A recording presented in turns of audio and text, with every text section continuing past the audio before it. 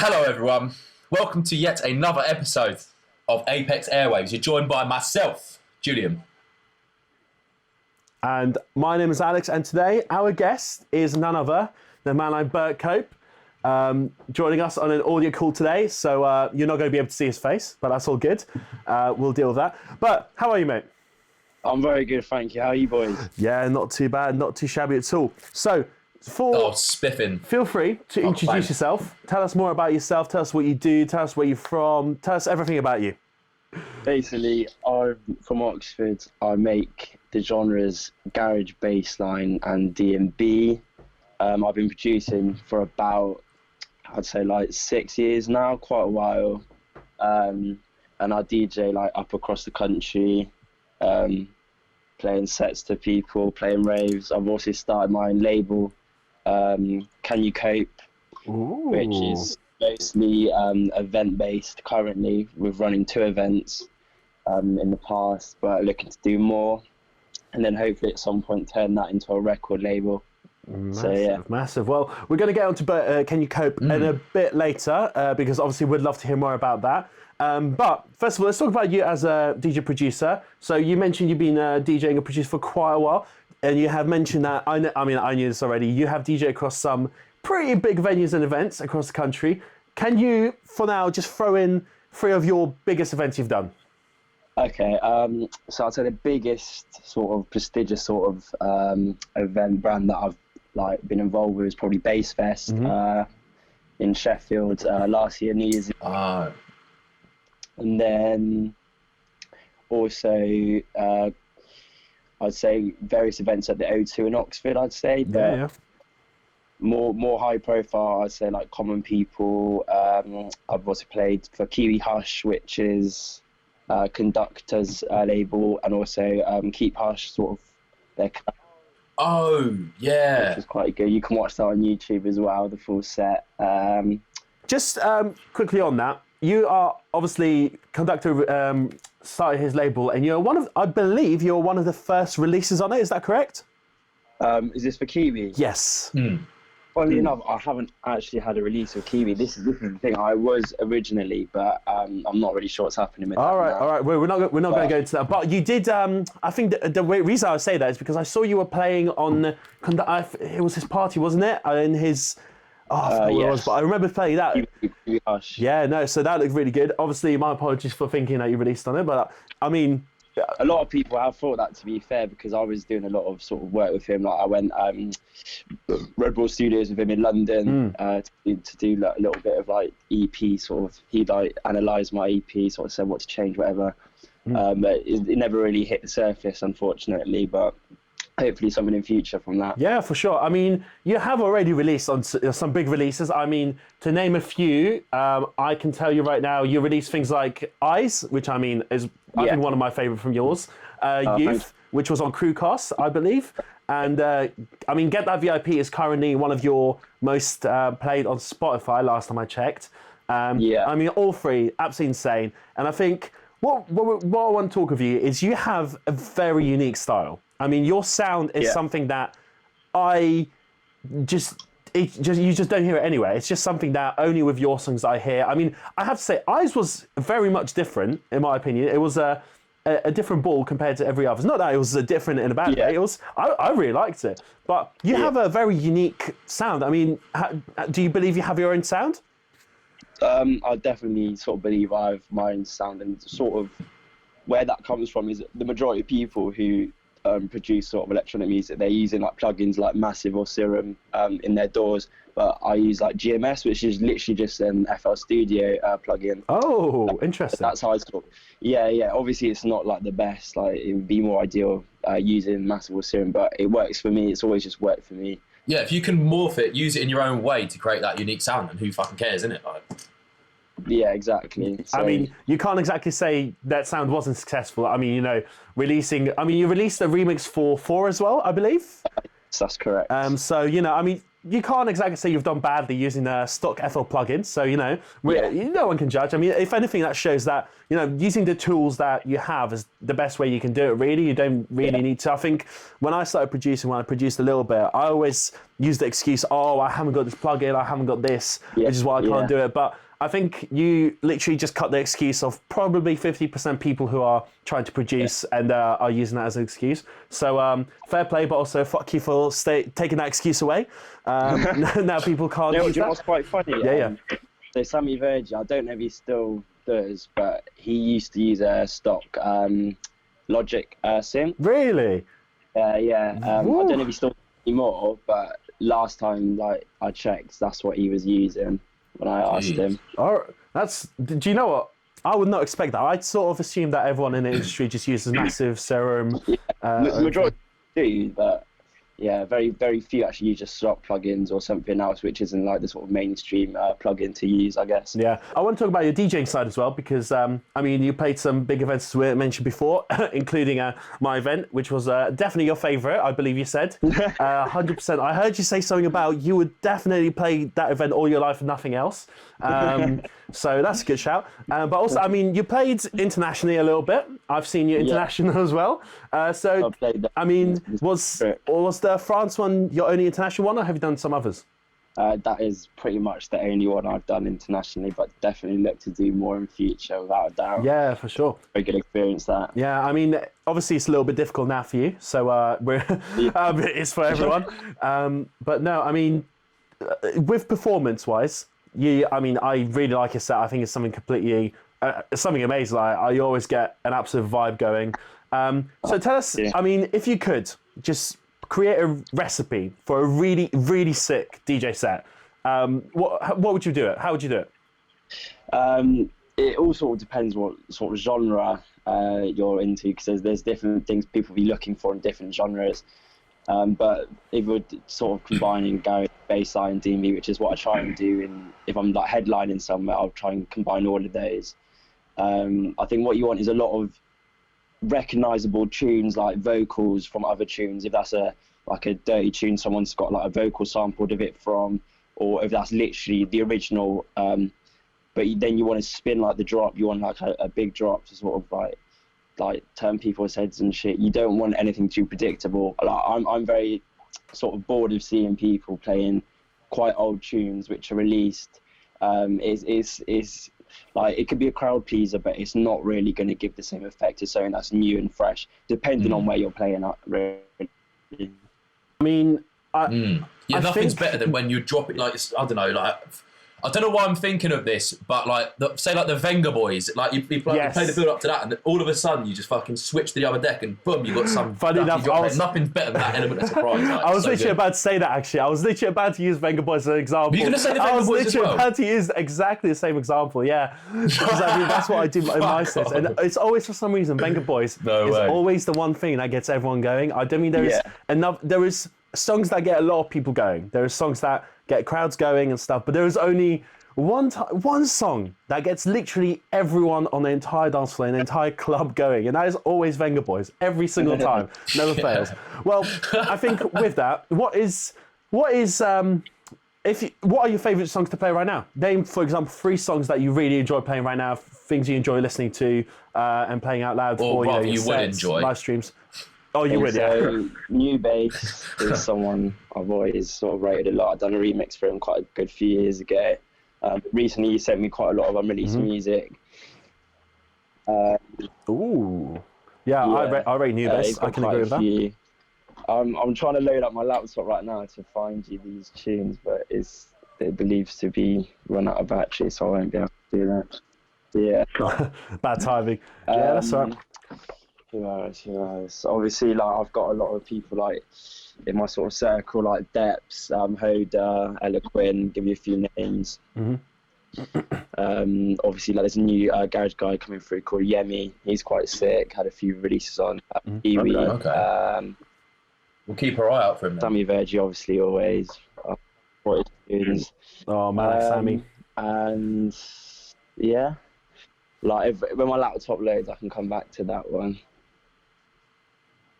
Okay. Yeah. I mean, yeah, that's that. I mean, those choices are pretty good for us, if I'm honest. But just quickly coming back to just last question about your performing and DJing side, because we're going to move on to, as you mentioned earlier, Can You Cope? But what are you? Have you got any influences? And who are they? And or what is it? Because for some people it will be artists, for other people it will be sounds, genres. What are your influences? So one of my influences highly is sort of like 90s rave culture, like street art, street culture. Like if you look at a lot of my artwork, it involves like a lot of smiley faces, sort of like acidy sort of stuff. Right. Yeah. I saw a meme a while ago. You shared about you just going to events that have smiley faces on the cover. That seems to be a repetitive pattern here. The look, sort of 90s feel. If you listen to a lot of my tunes, there's a lot of like old rave sort of stabs, like piano stabs and stuff, which sort of resonate the sort of 90s rave feel. So I guess that is quite a big influence for me. Right. Well, can't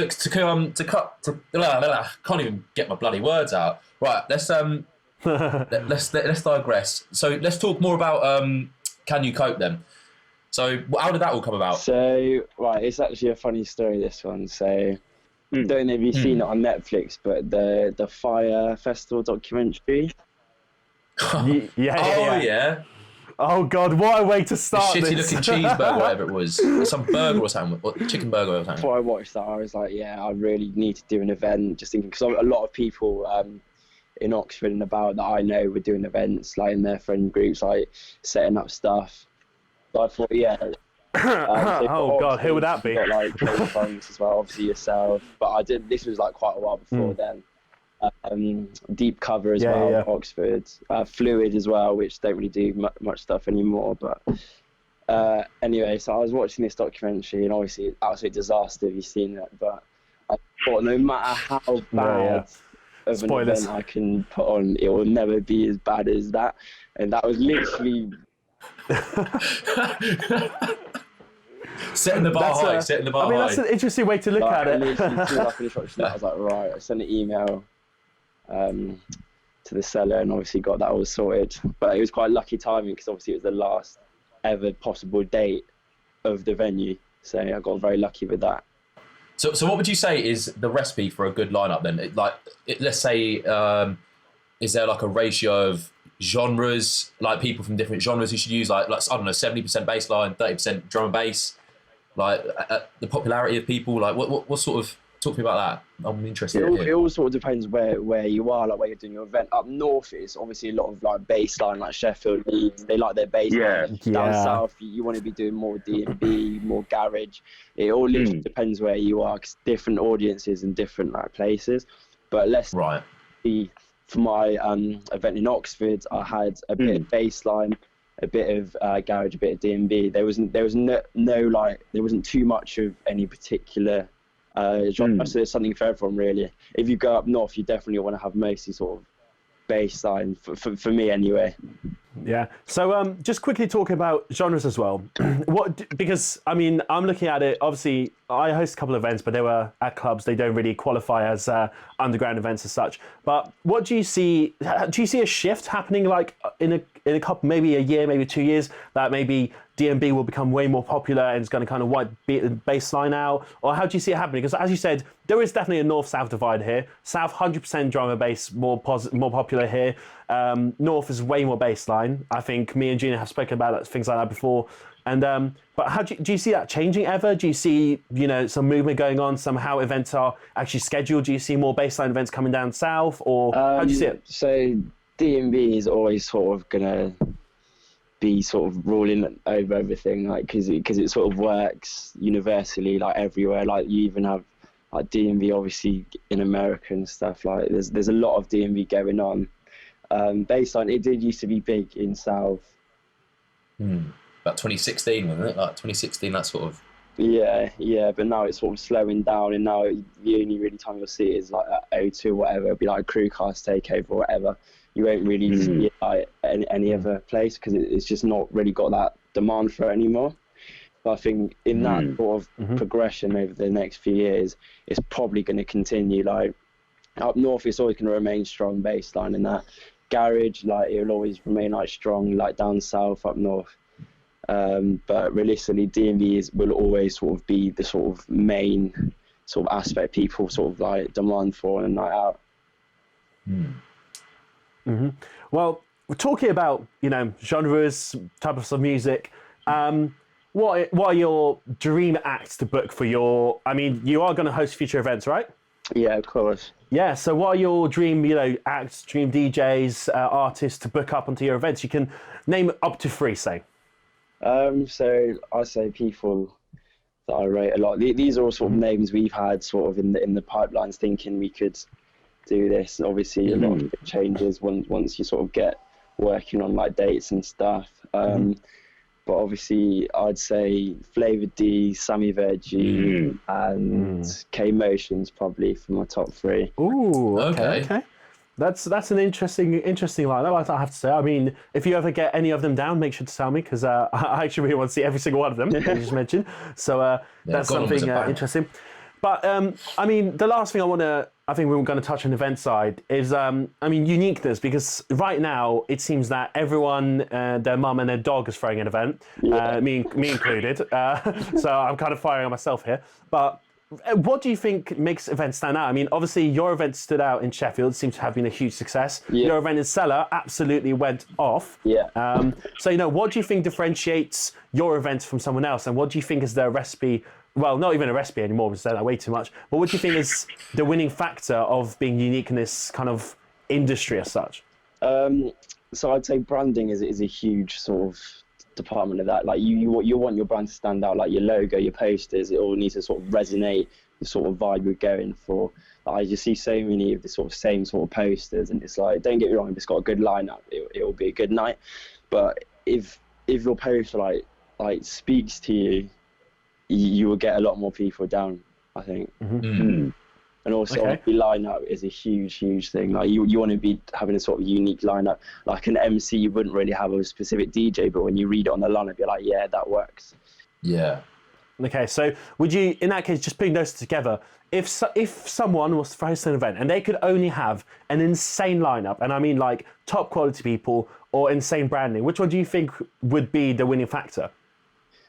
Wait, say that again, sorry. So if someone could only have a sick lineup or sick branding, one or the other, not both, which one do you think would win?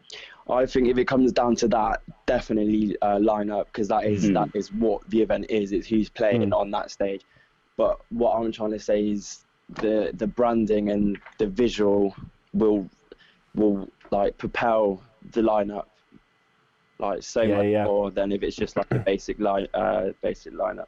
Yeah, I think something to take out of this is that there needs to be a good balance between the two. You need to have a good lineup that is supported by good branding. I don't think you can ignore one or the other, which I think is spot on. I can agree with you more. But right, we're going to slowly move on to the closing stages of our little chat. But just before we go into the last question, which we'll ask everyone, we want to know if you can reveal any new release for this year, any new plans, anything we can get a tease on, anything to tell us. Okay, well, a couple of things. I'm playing my first year at Bolter on the Off Me Nut stage in September, which I'm very excited for, which has just got rescheduled to September. I've got a release coming out on Friday. I don't know when this interview's getting This is going to be, I think by that point it will actually be released, and by that point we are also probably, most definitely, featuring you on our Spotify playlist. So if anyone's curious, they can make sure to go onto our Spotify or go to our link in our bio on Instagram, and the playlist will be there, and your new song that by the time this episode is out, will be there. So they can make sure to check that out. Yeah, this one's called Come Home. It's a little garage piece which I've had for quite a while. I made it quite a good few years ago. I remember playing at Common People in Oxford, went off. But this is like the sort of remaster of it. It's had like some mixing tweaks, so it's sounding nice and clean. That's coming out on Web Club as a free download, but also will be available on Spotify as well. I'm also doing a remix for two of my favourite producers, but I can't name them. Oh, okay. All right. Well, we're certainly looking forward to that. As we mentioned, we're going to definitely feature your new release on our Spotify playlist. So if anyone's curious to hear, make sure to check them out. And right, finally, the one last question before we move on to the last ending of this whole show. If you could play only one song and one song only, but every remix, every mashup, every bootleg of that one song for the rest of your life, what song would it be? Okay, so as soon as you said that, I sort of knew which tune it would be. I'll say "Show Me Love." No! No way! You're the third person to say that. Do you know what? What? We had 5 people on calls so far. 3 of them have said "Show Me Love." Really? That's crazy. I think Well, it's just such a banger, isn't it? Like the very. I think it's a tune. It's one of those M1 songs organ. that. Yeah, I think it's a song that everyone knows. Yeah, I think everyone knows the lyrics to without knowing the song. Yeah. It's kind of like it's. Do you know what? That is crazy. That 3 out of 5. That's mad. That's mad. Do you know what? I don't blame you though. It It is a very good song, and I mean, I already know so many good remixes just off the top of my head that are absolutely amazing from that song. But nevertheless, Burt Cope, honestly, thank you so much for taking time to calling in and having a chat with us. Honestly, I appreciate it's been that. insane. And as we said as well, everything with Burt and everything we talked about in the podcast will be linked down below. I'm pointing down, but I can't see Junior pointing down. But everything will be down below. If you want to follow us on SoundCloud, Spotify, all that, that's also in the description. And if you want to follow Burt on Instagram, his @, will be below his name as well. So make sure to give him a follow. But anyway, Burt, thank you so much for chatting to us. Junior, thank you for presenting with me. Cheers, Burt. And thank you guys for tuning in, and we will catch you on the next one.